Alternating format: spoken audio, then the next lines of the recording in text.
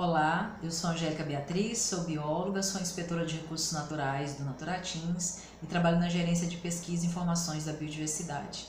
É com grande satisfação que eu trago um tema muito importante para discutir aqui com vocês, que é a política de uso sustentável do capim-dourado e do buriti.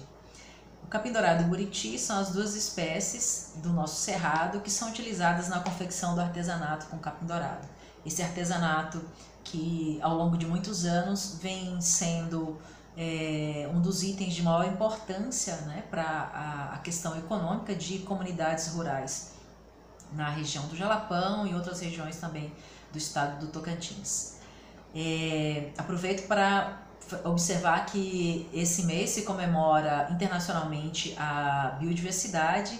O Brasil tem uma grande responsabilidade por ser o país de maior biodiversidade em todo o planeta, e nós, no Tocantins, temos uma grande responsabilidade também por sermos a região onde se tem a maior representação atualmente do bioma cerrado ainda conservado, esse que é o segundo bioma de maior biodiversidade também no nosso país.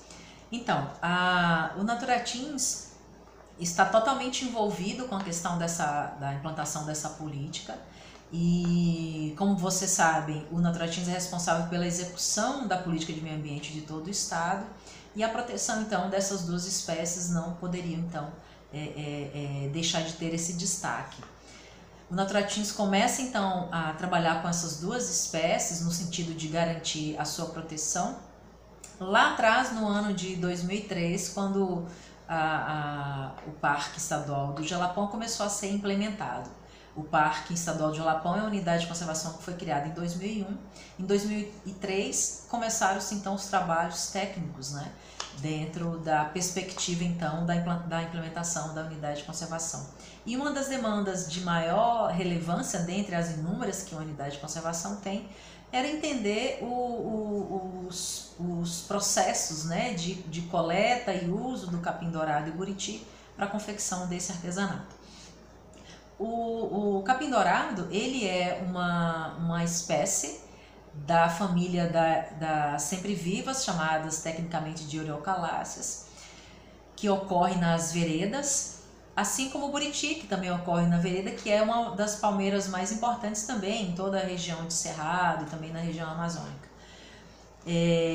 Do capim-dourado é utilizado então a sua haste, né? Essa haste quando ela está madura, ela é utilizada para a produção do artesanato, e uma folha do buriti, que é chamada de olho, né, a folha flecha, as comunidades a chamam de olho de buriti, ela é então preparada para confecção do que é chamada de linha, né, para tecer o capim-dourado, é chamado de seda de buriti. Essas duas espécies têm uma grande importância por estarem numa região de veredas, né, de campos limpos e veredas, campos úmidos e veredas, e precisávamos então entender a necessidade, né, em que implicava o manejo, a necessidade de uso dessas espécies na produção do capim-dourado. O mais interessante desse trabalho todo que resultou na atual política, e aí eu ressalto que é um trabalho de 15 anos, então foram 15 anos para a gente chegar no que nós temos hoje, que é a política, é que foi um trabalho feito a muitas mãos. A princípio, as equipes a equipe do Parque Estadual se dispôs a participar com as comunidades de todo o procedimento, né, de coleta, até as necessidades de queima das áreas para a produção do capim-dourado. Paralelamente, há um trabalho de pesquisa também que foi realizado e que foi muito relevante para embasar as normas que o Naturatins passou a adotar para controlar o uso das espécies. Pesquisas foram realizadas pelo setor de botânica do IBAMA, pela ONG Pequi, que trabalha com pesquisas de conservação do cerrado, pelo Laboratório de Ecologia e Conservação da Embrapa Senagem, de Brasília, posteriormente depois pelo Instituto Sociedade, População e Natureza, SPN também de Brasília, com a participação também do SEBRAE e outras instituições, né, o Conselho do Parque, envolvimento das prefeituras dos municípios locais, enfim. É um trabalho que nós temos a satisfação de dizer que foi feito a muitas mãos, com muita informação, muito aprendizado e muito conhecimento. O Naturatins começou a estabelecer portarias, né, internas para controlar o capim-dourado, estabelecendo regras para a forma de coleta, para a forma de autorização para essa coleta e transporte do capim. Avançou criando 3 normas que foram depois revistas por esse grupo todo com base na pesquisa. Em 2011, né, esses anos que eu estou me referindo das portarias, eles correram a partir de 2003. Em 2011, nós então conseguimos realizar, com o apoio da Secretaria Estadual de Meio Ambiente, o primeiro seminário de apresentação dos resultados todo esse trabalho de pesquisa, e foi nesse seminário então em 2011 que entrou-se em consenso que a política do capim-dourado precisava então ter uma abrangência maior para que todo o estado então, e não somente a regiões pontuais e instituições, né, pontuais, tivessem essa responsabilidade sobre a conservação do capim-dourado e do buriti. Afinal, essas 2 espécies, né, desde que as comunidades começaram a aprimorar o seu uso, passou a ser uma das principais fontes de renda dessas pequenas comunidades, né? Então, uma história muito bonita, né, de muito trabalho, de muito conhecimento e de muito compartilhamento. O Naturatins, então, em parceria com a Secretaria de Meio Ambiente, contratou os estudos para juntar todo esse conhecimento, né? E essa consultoria, então, nos entregou, a partir de um processo que foi tratado todo dentro do PDRIS, entregou, então, esse produto que também depois passou pela etapa, né, de aprovação no Conselho Estadual de Meio Ambiente, foi encaminhado para a Casa Civil, foi encaminhado para a Assembleia. Então a gente pode dizer que cada ator cumpriu muito bem o seu papel e resultou então finalmente na instituição da Política Estadual de Uso Sustentável do Capim-dourado e Buriti, e que foi então aprovada em lei em dezembro de 2019. Nós temos uma longa etapa agora pela frente, que é implementar essa política. Essa política ela traz as principais diretrizes do uso e manejo do capim-dourado e do buriti.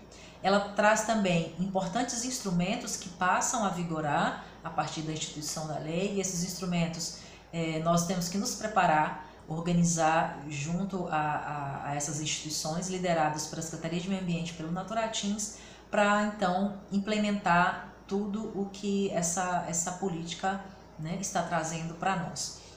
O que tem de mais importante na questão dessa nova política é que, primeiro, ela reforça as boas práticas de manejo do capim-dourado e do buriti, que devem ser mantidas por todos os grupos usuários. Ela define claramente quem são os usuários que têm a permissão para utilizar o capim-dourado, e aí ela resguarda o direito de uso das comunidades tradicionais, composta por famílias agroextrativistas, por comunidades remanescentes de quilombo, também por famílias da agricultura familiar, né, pequenos proprietários, tudo com base, né, nas normas legais, Código Florestal. E também ela fortalece, né, a necessidade de garantir que esses recursos sejam protegidos e conservados para continuar gerando, né, esses benefícios, né, para as comunidades locais, ou seja, está resguardando que as comunidades locais têm o privilégio, né, do uso do capim-dourado. A política também reconhece a técnica do artesanato, né, como tendo sido trazida pelos povos indígenas, reconhece a origem e a prática de uso das hastes, né, como tendo sido originário no povoado da Mumbuca, né, em respeito a Dona Miúda, né, e a sua irmã, a Dona Guilhermina, que replicaram, né, e popularizaram a prática do uso do capim-dourado nesse artesanato. Ela também estabelece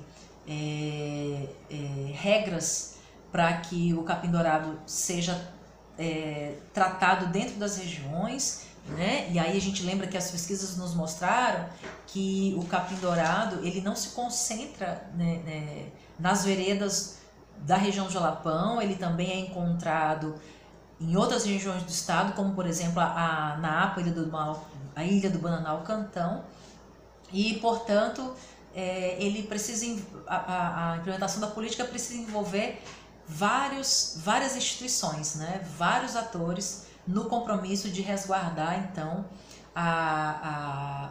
as espécies que são base para a produção desse artesanato, que o uso seja sustentável para que por várias e várias gerações essa espécie estejam ali protegidas e com a sua utilização garantida com base em normas de proteção da biodiversidade do Cerrado.